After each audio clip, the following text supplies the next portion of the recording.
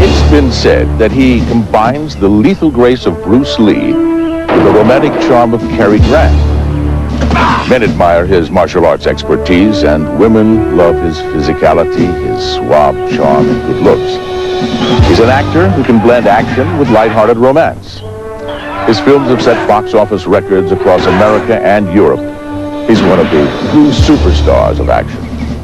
Jean-Claude Van Damme. You're under arrest.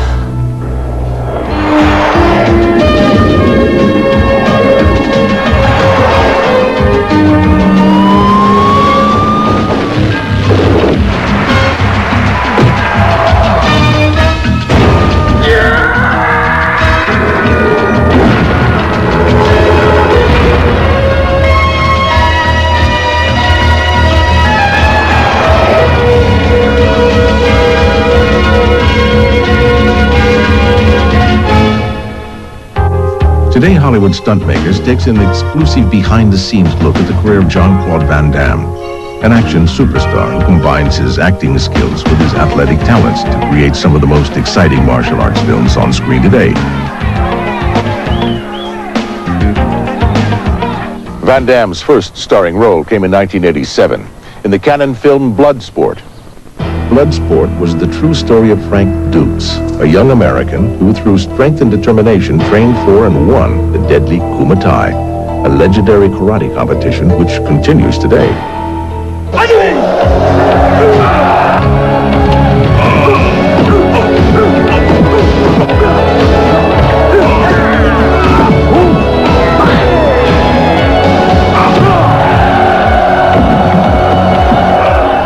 I present myself to the Canon Group years ago. I sold myself like I show my muscle and kicks. I mean, I didn't speak so good English. Like Arnold years ago with his muscles, you know, he sold his muscles, and I sold my legs, you know, the karate and everything. And the guy was convinced. And of course, Bloodsport was attached to Canon. But I came for a small part, and he gave me a full movie. Not a big movie, a low budget. You know, Bloodsport was a very low budget, but that movie made me, I don't like the word star, but, you know, it gave me an audience. Bloodsport made Jean-Claude known in America and a full-fledged star in Europe. But while the story of Frank Dukes' rise to the championship was interesting, it was the authentic fight scenes that made Bloodsport a surprising success. All that style, all those kicking and jumping, kick 360, you cannot learn that in 1 week or 1 month. It takes you years to practice karate. And we have like wide angle. It was not like 5, 6, 7 cameras. All wide angle, so you see the full action. When I'm jumping 8 feet high in the air, we don't see any trampoline. We see the guy taking off from the ground to the, you know, it's like, and kids, they're not stupid. Kids, they can see when something is tricky or not. Although Jean-Claude has made his name with karate, the challenges posed by his early ballet training have also helped to prepare him for his on-screen career. Dancing is very difficult, and also it helped me to give me some grace. When I'm fighting, I want to be graceful. So if you can kick somebody but with grace, it's like the creme de la creme, you know? It's like Muhammad Ali when he was boxing. He's boxing, but he's dancing, he's moving, he's doing face, he's putting on a show. It's like, wow, it's beautiful.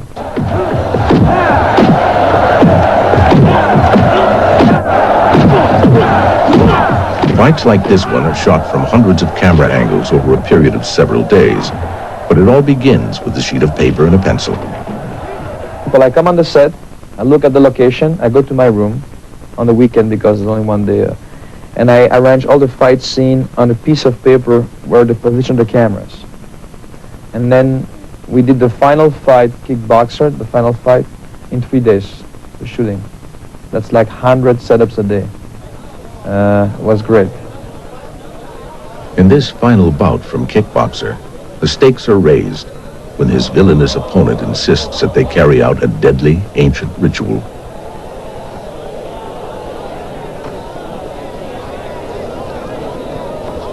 In the old time, they were fighting, and they dipped their hands in glue and broken glasses, and they were fighting like cockfight. And it's like we want to fight you the ancient way. So it was great.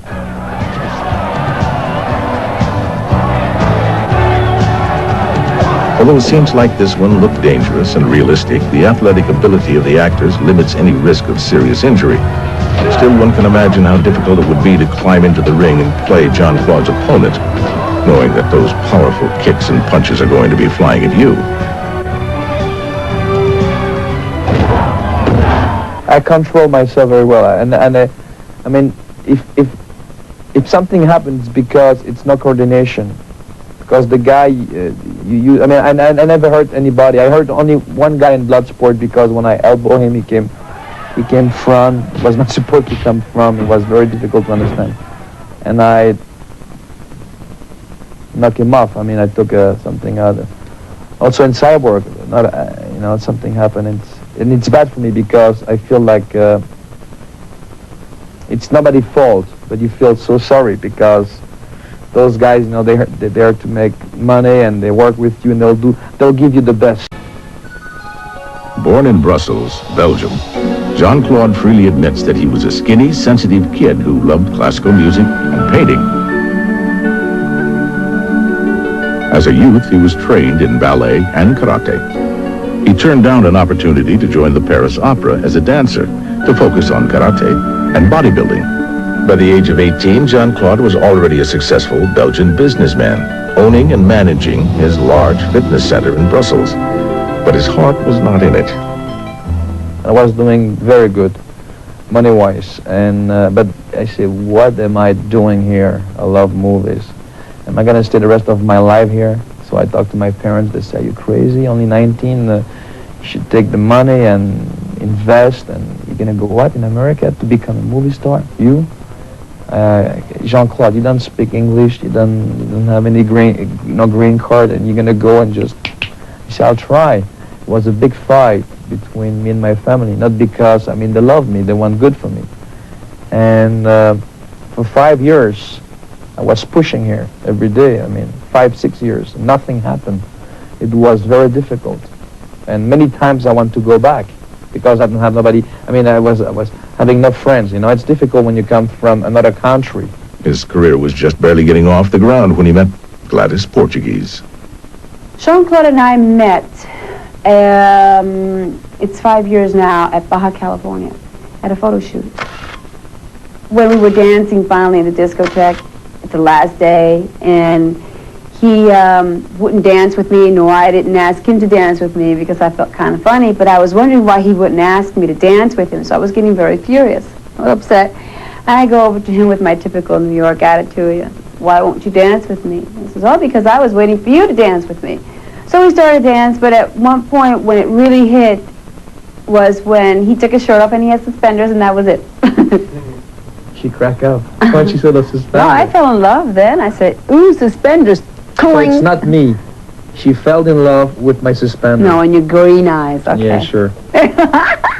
Look at my eyes, please. Close up. The green or what? After the success of Cyborg and Kickboxer, Van Damme was established as an international action star, and his next film was MGM's Death Warrant. In Death Warrant, Jean-Claude plays a Canadian cop. We want to send you undercover into Harrison as a prisoner. The assistant warden was murdered. Might be linked to the deaths of some prisoners. 9 in the last few months. Grab him! At the root of the killing spree is an old nemesis, the notorious Sandman, played by Patrick Kilpatrick. I work on the set, that big factory, and again, I left and I designed the fight on a piece of paper with ideas. It take a lot from you, and also the guy, the Sandman, was not a fighter. He was a good actor with a good face. He looked very strong, and the guy was I was having a difficult time to show him how to throw a punch or a kick. So we came up with some ideas like that, and him throwing me from the ceiling, then.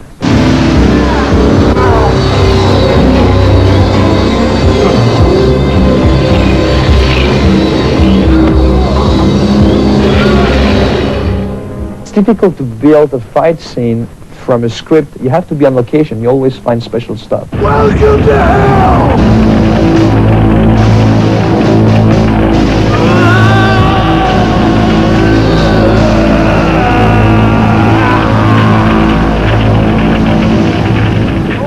Despite his rapidly growing success, Jean-Claude still keeps in constant shape by following a strict, multifaceted training regimen. It's important for him that he runs and jogs because he's concerned about keeping your heart going and not being too stressed, because in this kind of business it's very stressful. And you gotta keep yourself in great shape and try to keep up in keeping yourself in good shape, because if not, if you sort of say, oh, today I can't do it, and before you know it, today it lines up to be 10 days later that you have not trained. But he's very conscious and he's very prudent, and he has to train and he has to work. It's a drug. Once you've worked out for so many years, it's become a part of you, like a good relationship is a part of you, like when you have your kids, they're a part of you, you know. Here's the producer of Double Impact, Moshe Diamat. It's physical energy, it's amazing. I remember one scene, it was toward the end of the shooting of the movie in Hong Kong. It was like 3 o'clock in the morning. We're shooting a fight on this famous crane. And everybody was really tired. And he was fighting since dark, which was like at 7 o'clock in the evening. And everybody was sitting half dead. They were setting up the cameras for the next shot. And I saw Van Damme standing in the corner and doing sit-ups to pump up his muscles. And it's amazing. He's not using any artificial stuff, so he has to exercise non-stop. Training, it's not difficult. Training, it's easy because I love to train. What's difficult, when you're doing movies, you're thinking about the release, about the publicity, about the next one, the script, this, that, the position, that.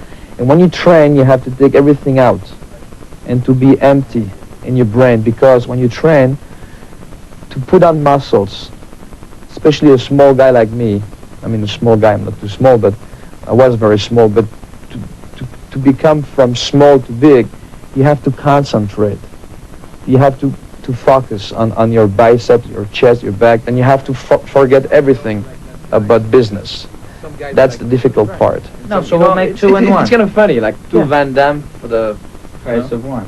Yeah, but it's free, but that's an expression. Jean-Claude Van Damme, one of Hollywood's action elite. Here's Double Impact.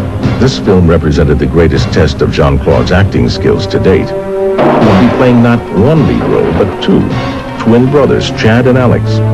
To do a scene as one character and then play off that performance as another, a very different character required the utmost concentration.